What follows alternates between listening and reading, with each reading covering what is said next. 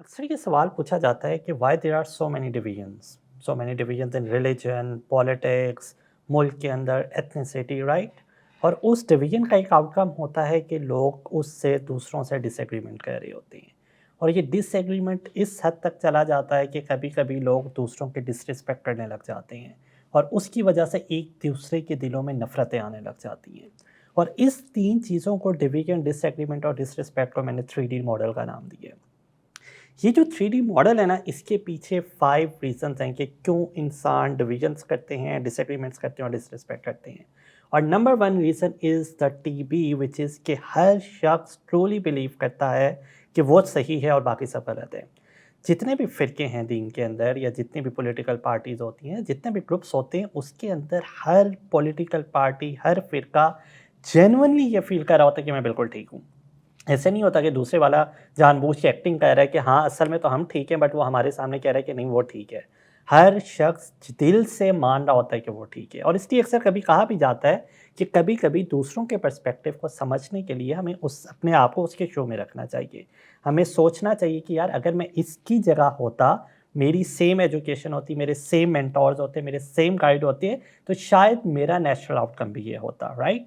So the number 1 reason is कि हम जब इख्तलाफ करते हैं, हम ट्रूली बिलीव कर रहे होते हैं कि हम बिल्कुल ठीक है और दूसरा बिल्कुल गलत है। और ये आ कहाँ से रहा होता है? ये हमारे एक सेकंड रीज़न से आ रहा होता है, जिसको सोशल ग्रुप्स कहते हैं। कि human beings likes to interact with only those people जो उन जैसे होते हैं। आपके दोस्त भी वही होते हैं जो आपकी बातों को सही कह रहे होते हैं। आपका सोशल सर्कल भी वही होता है जो आपके बिलीव्स को और रीइंफोर्स कर रहा होता है। आपके सोशल मीडिया प्लेटफॉर्म्स का कॉन्सेप्ट ही यही है, राइट?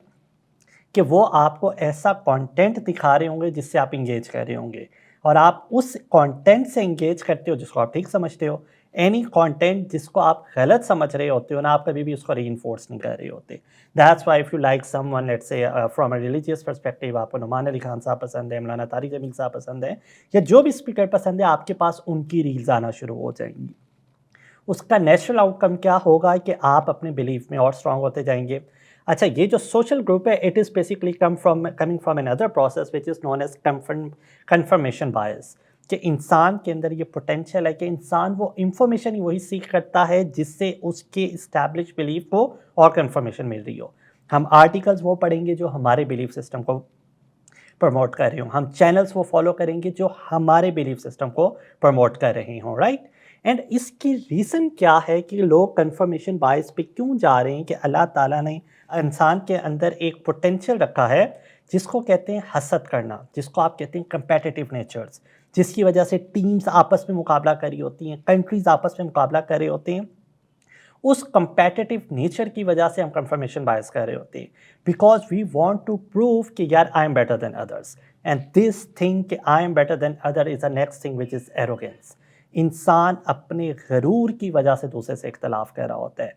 एंड गरूर के बारे में अल्लाह ताला ने फरमाया कि ये मेरी चादर है, जो इसको पहनेगा मैं उसे तबाह कर दूंगा, मफहूम है। इसी तरह एक और हदीस में आता है कि जिस शख्स के दिल के अंदर राई बराबर भी गरूर होगा, वो जन्नत में दाखिल नहीं होगा। एंड दिस गरूर एक गोज़ बैक टू अगेन कि आप अपने गरूर की वजह से समझ रहे होते हो कि यार मैं ही ठीक हूँ, बाकी सब गलत है। So what is the solution? Solution is कि आपको अपने से मुख्तलिफ लोगों से मिलना है, आपको अपने मुख्तलिफ लिटरेचर को पढ़ना है, आपको दूसरों के पर्सपेक्टिव को समझने की कोशिश करना है, आपने उस तरह सोचना है जिस तरह दूसरे सोचे जा सकते हैं।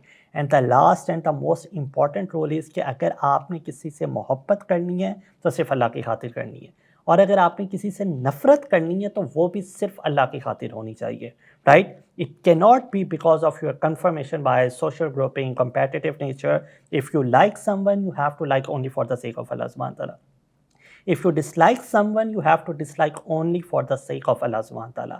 अगर हम ये प्रिंसिपल अपना लेंगे तो ये जो हमारी डिविजन्स, डिसएग्रीमेंट्स और डिसरिस्पेक्ट है ना, 90% ऑफ द प्रॉब्लम्स हमारे सॉल्व कर देगा।